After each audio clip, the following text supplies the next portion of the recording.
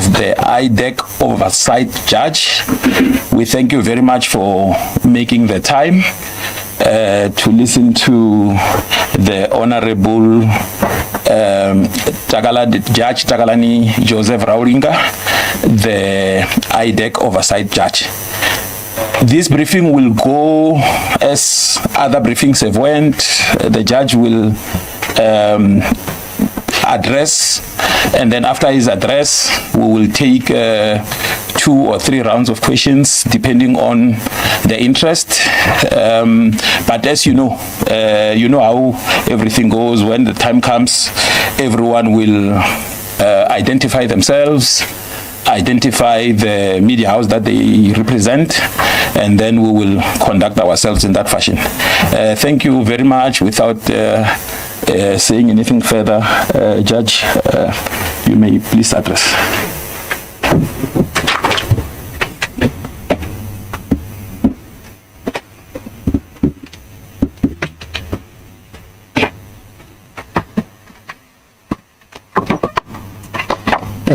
Senior officials of the Department of Justice and Correctional Development, senior officials of Government Communication and Information Systems, senior officials from the Office of IDAC Oversight Judge, members of the media corps gathered here at the Mmamoloko Media Center. And maybe I need to say something about the media. It is this, that while the media is not one of the arms of government, they play a very important role globally in the dissemination of information. Because without them, democracy would have collapsed. Without the media, corruption levels would have risen higher. Without the media, good constitutions would have been thrown through the window. And without the media, human rights would have been trampled upon. Without the media, poverty would have gone worse globally in the world. But I also want to greet all the people watching across the country. Good afternoon. It is a beautiful afternoon here in Pretoria. We welcome everyone to the media briefing on this Sunday afternoon. The purpose of this briefing is to outline the role, the mandate, and the operational framework of the Office of the IDAC Oversight Judge. The office is established in terms of Section 22A of the National Prosecuting Authority Amendment Act. The Act provides for the appointment of a retired judge to serve for a single 5-year term. The operationalization of the office completes a vital component of our constitutional architecture. In any constitutional democracy, the exercise of investigative power must be balanced by an equally robust mechanism of independent oversight. This office does not exist to impede law enforcement. Its purpose is to strengthen institutional integrity by ensuring that power is exercised within the bounds of legality, accountability, and fairness. By providing independent judicial scrutiny, the office contributes to public confidence in the justice system and reinforces the principle that sustains our constitutional democracy. The mandate of the office. The office of the IDAC Oversight Judge investigates complaints concerning alleged improper conduct by persons who fall within its oversight mandate. This includes prosecutors, investigators, deputy directors, seconded officials, and other persons appointed to support the work of the investigating Directorate against corruption, as provided for in Section 74A of the National Prosecution Authority Amendment Act. The office is responsible for investigating complaints concerning conduct of persons who fall within the oversight mandate in matters relating to serious, high-profile, or complex corruption, commercial crime, or financial crime arising from recommendations from commissions of inquiry, matters referred to the investigating director by the national director in terms of Section 28(1)(b), matters referred to the investigating director in terms of Section 27, subject to Section 26(2), and complaints received from any person, including members of the public, concerning the conduct of persons who fall within the office's mandate. It is recognized that some matters that come before the office may intersect with the work of other institutions within the justice and law enforcement environment, and I deal with the independence and constitutional accountability. The credibility of the oversight mechanism depends fundamentally on the independence from investigative and prosecutorial structure. The office exists as a practical expression of constitutional principle of checks and balances. At the same time, institutional independence should not be confused with institutional isolation. The effective functioning of the justice system depends on principled and respectful engagement between institutions whose mandate may intersect but remain distinct. It is therefore important that all institutions respect clear jurisdictional boundaries while maintaining appropriate channels of communication where matters require procedural clarity or cooperation.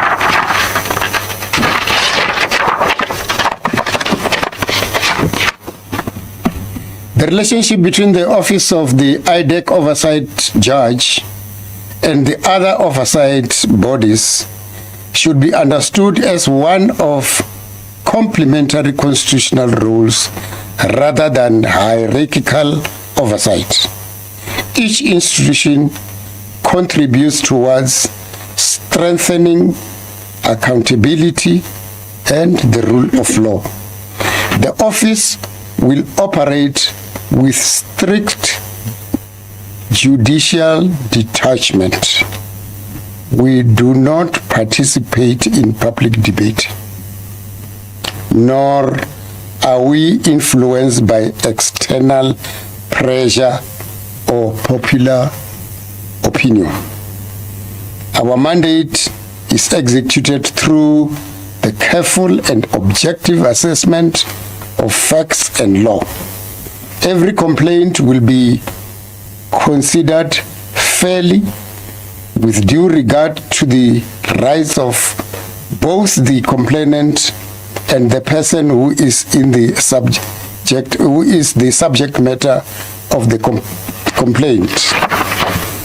Justice is applied without regard to status, influence, affiliation, and this office will uphold that principle.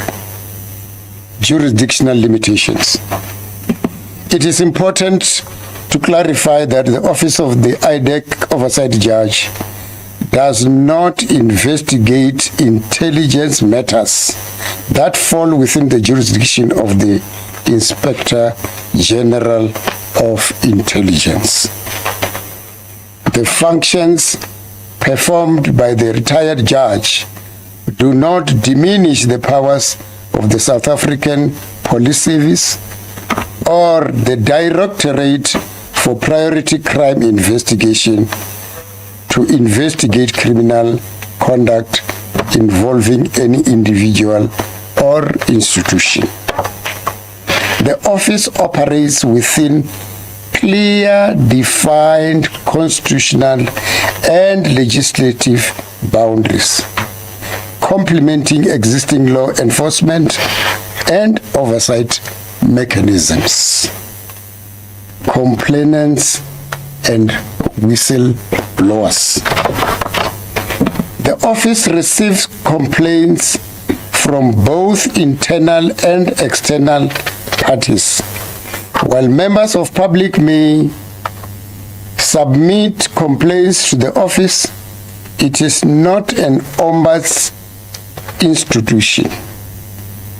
Its mandate is statutory and judicial in nature and differs from that of traditional ombud office. To potential whistleblowers, internal personnel, and members of the public, your identity, safety, occupational rights are protected by South African law. The office will maintain strict confidentiality for complainants and whistleblowers in sensitive matters. Where a disclosure presents verifiable threat to life or property, the office will engage relevant state authorities to coordinate appropriate protection measures. All complaint channels operate in compliance with the Protected Disclosures Act 26 of 2000. The protections provided to whistleblowers are legal rights and not matters of administrative discretion. The office regards confidentiality and the prevention of occupational detriment as key operational priorities. Submission of complaints. The office is currently establishing its internal structures. At present, members of the public are not able to physically access the office, but arrangements are underway to establish a secure complaint drop box at the reception area at the SALU Building. Once operational, complainants will be able to submit sealed written complaints together with supporting documents through this confidential mechanism. Electronic complaints may be submitted to complaints.idac@justice.gov.za. complaints.idacombu.gov.za. I repeat, complaints.idec@justice.gov.za. This is a temporary domain while we are busy creating our own. Hence, we are still using the justice site. The duration of investigations will depend on the complexity of each matter. Complainants are encouraged to provide all relevant supporting documents to assist with efficient processing. This is a national office serving all provinces. Although it is based in Pretoria, it receives, processes complaints from across the country. Complaint assessment and investigation process. When complaints are received, they are assessed to determine relevance and jurisdiction. Matters that do not fall within the mandate of the office will be referred to the appropriate institution, and complainants will be informed accordingly. After assessment, matters are referred for investigation and fact-finding. Investigators assess the credibility of all allegations and supporting evidence before the judge considers the matter. The judge may make findings or recommendations in accordance with the powers provided by law. Reporting and accountability. The office of the IDAC Oversight Judge does not report to the leadership of the investigating Directorate against corruption. The office reports to the cabinet member responsible for the administration of justice, namely the Minister of Justice and Constitutional Development. The office is also ultimately accountable to Parliament through the Portfolio Committee on Justice and Constitutional Development. This reporting framework ensures that the office remains independent while subjecting its work to appropriate constitutional accountability. Mutingati, working as a nation, we can eradicate corruption. The operational compass and official motto of the office of the IDAC Oversight Judge is Mutingati. Mutingati is an indigenous foundational philosophy that defines our approach to independent oversight. It is a Chivenda word or noun that signifies a philosophy rooted deeply in the historical, socio-natural, cultural architecture of the people of South Africa, reflecting our shared heritage. All cultural communities within our country possess a similar concept. The Sotho Tshwana people call it Litsima. In Xitsonga, it is known as Tsima. Within the Nguni languages, it is lived as Ilima. And in Afrikaans tradition, it finds expression in the saying Ian Drach Mak Mach.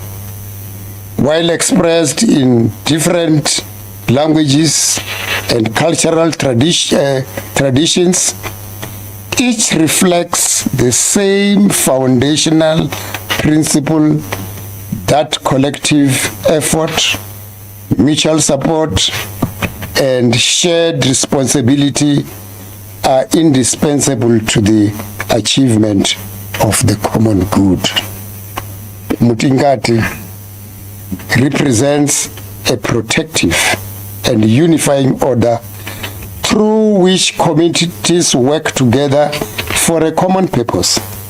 It reflects the active and practical expression of Ubuntu, the profound African realization that our institutional integrity, human existence are fundamentally bound to one another. Within our office, Mutingati affirms that the pursuit of justice, accountability, and the eradication of corruption cannot happen in silos. Effective oversight requires meaningful collaboration and active cooperation between law enforcement agencies, public institutions, and the communities that we serve.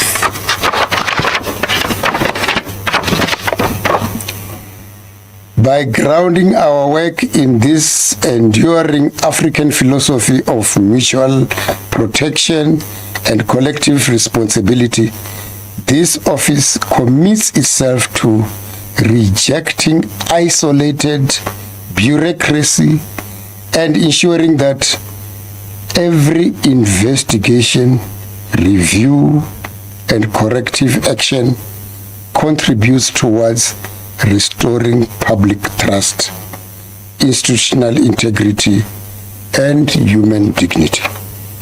Acknowledgement and appreciations. Before I conclude, I wish to express my sincere appreciation to the Minister of Justice and Constitutional Development, Ms. Mmamoloko Kubayi, for her leadership, commitment, and unwavering support in facilitating the achievement of the office of the IDAC Oversight Judge. I also extend my gratitude to the officials of the Department of Justice and Constitutional Development, whose professionalism, dedication, and tireless efforts have been instrumental in laying the institutional foundations necessary for the office to become operational. Furthermore, I wish to acknowledge the valuable cooperation, assistance, and individual support provided by the National Prosecuting Authority throughout this process under the leadership of Advocate Mutibi. The successful establishment of this office reflects the collective commitment of these institutions to strengthening accountability, safeguarding the rule of law, and reinforcing public confidence in South Africa's justice system.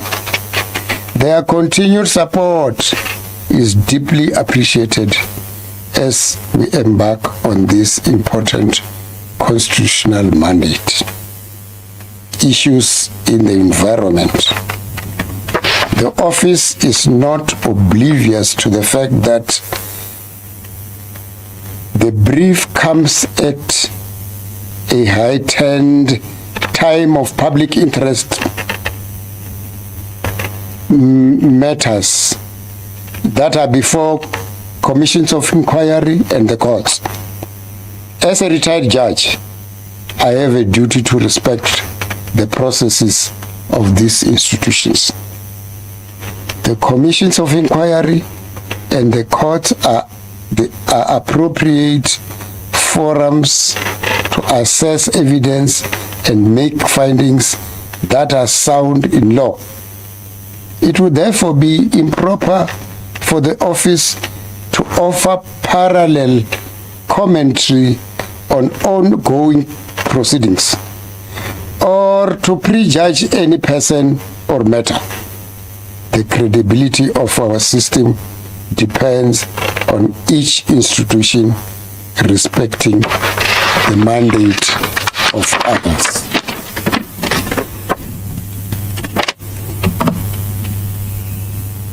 I can assure the public that this office has the statutory mandate and the institutional independence to deal with any matter that properly comes before it. Where a complaint is received within our mandate,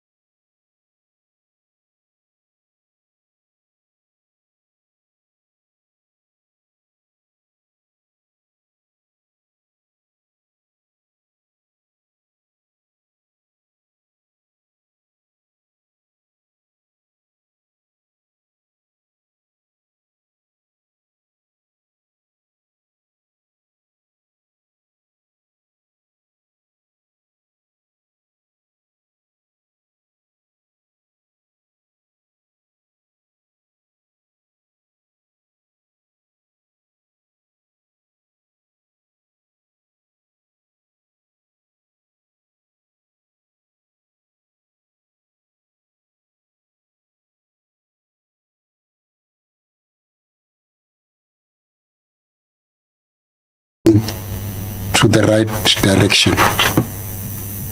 And that direction is the fight against corruption. I thank you.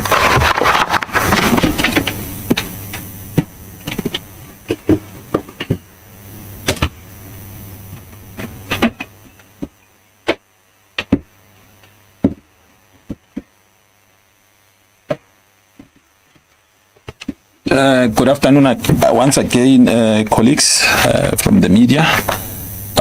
It's now question time. As I said earlier, you know the drill. I see it's many very experienced media people. You understand how this time runs. By show of hands, can we see if there are any questions? I'll go with Bimani first, and then my brother over there, and you will be number 3. Okay, I suppose that's our first round of questions. Bimani first, and then my brother over there, and yeah. Judge Raulinga. My name is Iman Baloi from SABC News. I have 2 questions. The first one, your scope of work. I understand everyone that falls within IDAC is up for investigations, but can specifically, there's been a lot of allegations directed towards the head of IDAC, Ms. Madlanga Joseph. Are you in a position to speak to if you're looking into any investigation in a regard? That would be my first question. And then the second question, we've seen a letter sent to Minister Kubayi by a member of the Mmamoloko party calling for your removal as the chair of this oversight office, stating you seem to have some sort of relationship with the ANC. Have you seen sight of this letter? Are you worried about complaints that you may be impartial, specifically politically, specifically when it comes to a perceived relationship with the ANC? Thank you, Judge. Thank you, my brother over there. Okay, Junior Komalo from Newsroom Africa. I'll also just add on the last question that was asked by my colleague regards that objection to your appointment, Judge, to this position. There has been this objection saying that there is questions around your impartiality and how that might affect your basically being at the helm of this important independent institution. Do you believe there is any credibility to such concerns? But also another question around the manner in which investigations can be done by this Ombuds body. Is it only after someone makes a complaint, or can this body go and investigate some of the allegations that have already come out in these platforms? I take note of the fact that you spoke about the commission as well as courts already dealing with some of these issues. Will you wait until there is a complaint made or not? And just to get an understanding, it's been almost 2 weeks since the body was put together. Have there been any complaints so far that have been made? And if they have, how many? Thank you. Thank you. The last one for the round. Yes. I missed your name. In relation to your name, please. Your name. Mmamoloko. Okay. Yes. Okay. I wanted to also ask if there's been any complaints that have been made, and whether any of those relate to that has been asked. And also just there's been concern around the independence of this office, given that it will report to the Minister of Justice, and that it was appointed, or the judge, the post of appointing the judge was overseen by Minister Kubayi. What assurance can you give us of that regard with these concerns that are there, and the fact that you will ultimately be reporting to the Minister of Justice, while this body is said to be independent from any of those structures? Okay, I believe we're done for this round. Just please come back to the podium. Yes. Please come back to the You podium. want me to come to? Okay, I'll do that. Thank you.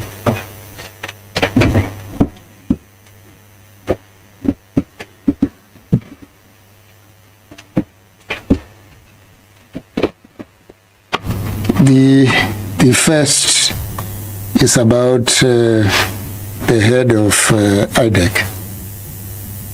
whether there is any complaint before me concerning her. I've already said that we protect those who complain and those against whom complaints are laid. And therefore, all what I can say is that yes, we've received quite a number of complaints and we're busy dealing with them already. The investigators are out there investigating. So without disclosing who the parties are, I can tell you we've received high-profile complaints and we're dealing with them. The other one is about my being a member of the ANC. I want to start here. And it has been raised several times, not only about me and about other judges. First, as we grow up, you never think that you'll become a judge or a president or whatever. And I believe every young person in this country was fighting for freedom. And those who escaped it might have been very lucky. Not all of us. In many years, I've been the vice chairperson of the Magistrates and Judges Association, Commonwealth. And I was heading 12 countries, East, Central, and Southern Africa. And I helped to draft, and finally in Abuja in 2003, the Latima House principles were adopted. Those principles require that judicial officers must be transparent and they must declare their associations. I have done this myself. I did it. And I think every judge must do it, because if we don't, then we end up appointing wrong people who may in secret do wrong things. I have declared that before I became a judge, I used to be a member of the ANC. I never held any office in the ANC. And I have been working in different entities. I've been a magistrate, I've been a prosecutor, I've been a regional court president, I have been in the Commonwealth myself, I have been to Grace Inn in London where I was trained, and I'm an admitted advocate of the High Court of South Africa. In all these instances, I took an oath of being fair and not favor anybody. And when I became a judge, I took an oath without fear, without favor, and without prejudice.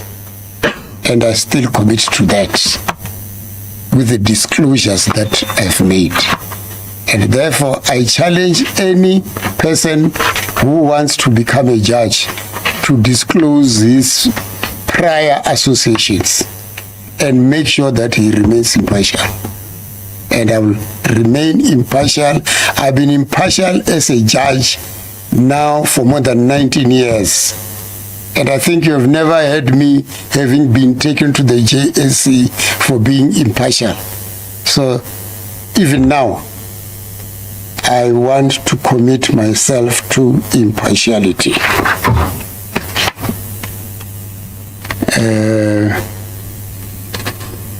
I just want to emphasize again, our office is not an ombuds.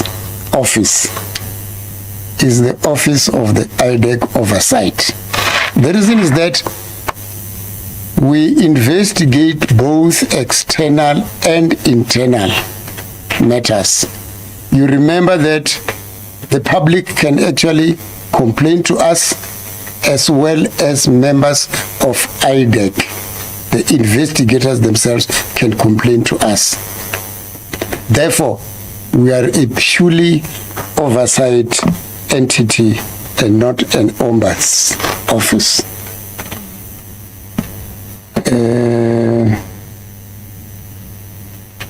I think I've answered the question that how many complaints have we received. I have said quite a number. Am I independent from the minister? Yes. The minister might have appointed me.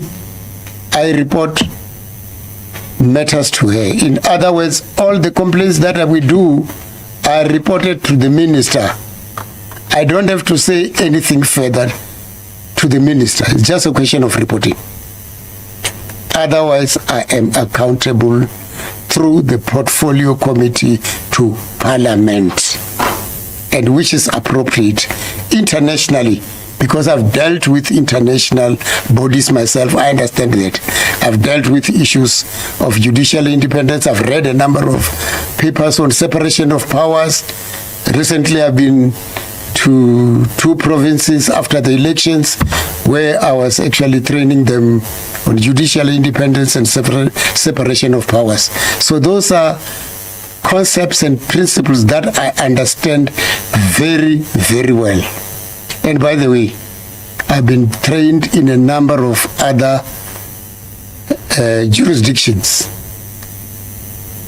in terms of diversity. So I understand diversity very well. And I understand distances when it comes to being independent. And I've told you I've been a judge for such a long time. I'm still a judge now, and I am independent. Actually, I'm one. By the way, I used to be a link between the rapporteur, the UN rapporteur, and the country many years ago when I was president of JOASA about judicial independence. So that must have trained me to be independent. I've been a lecturer of jurisprudence, and I taught separation of powers and judicial independence. So that these are concepts and principles that I understand very well. Thank you very much.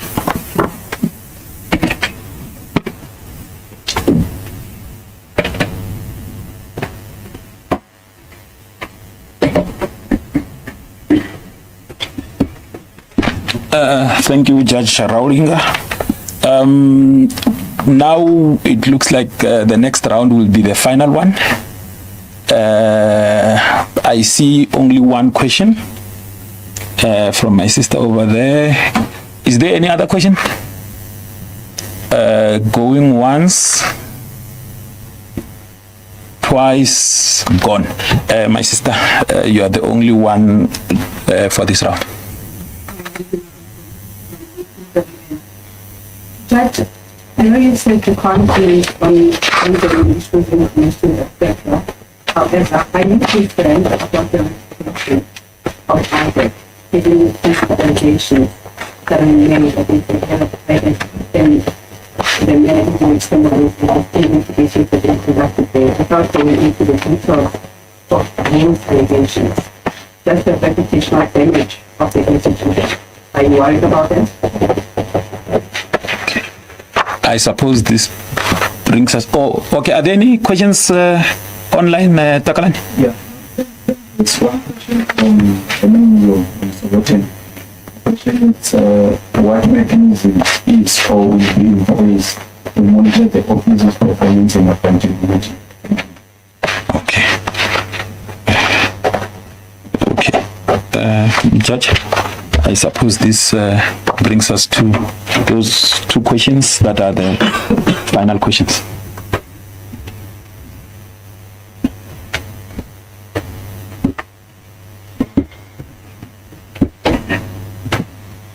Am I worried about the reputation of the institution? Yes or no? And the reason is that, first, nobody has been finally investigated and found to be guilty here. Nobody. And therefore, we can't actually make presumptions and say there might be a problem. But I believe we're busy trying to solve those problems. And I must emphasize, people who are alleged to have done something remain innocent until they are found guilty, until such time they are not. Yes, in terms of perceptions, it must be worrying that we have got all these problems in the media and elsewhere. All what I can say that is that even if somebody would be found to be on the wrong, that one person cannot spoil the whole institution. No one person has the power to collapse a big institution such as IDAC. I believe there will be processes which will be followed. I don't know what the outcome will be. And that IDAC itself will remain strong. And it can only remain strong with the support of everybody in this country. So we shouldn't allow individuals to collapse our institutions. And we have got processes to deal with it. And I believe, because I might be having these matters before me, I haven't finalized them. Therefore, I can't actually express myself on what will happen to a particular person. I don't know. That's in the future. But no single person can collapse such a big institution. The issue of accountability. There are so many mechanisms put together through Section 22A of the Amended Prosecution Act. First, I report to the minister. Second, I report to Parliament through the Portfolio Committee. And that is to guarantee accountability. Because everybody must be accountable. We live in a constitutional democracy. Even Parliament itself doesn't just do as they wish. As you know, there are checks and balances. If Parliament does something, people approach the courts. And the courts may, on review, set aside their decisions. Vice versa, they may actually make laws which may actually go against what the judiciary has done. In as far as the executive is concerned, it's even worse, because there are so many reviews before the courts and before other institutions. So even with this office, I am accountable from the word go. Report to the minister, but I also report to Parliament. That's a way of accountability. Thank you.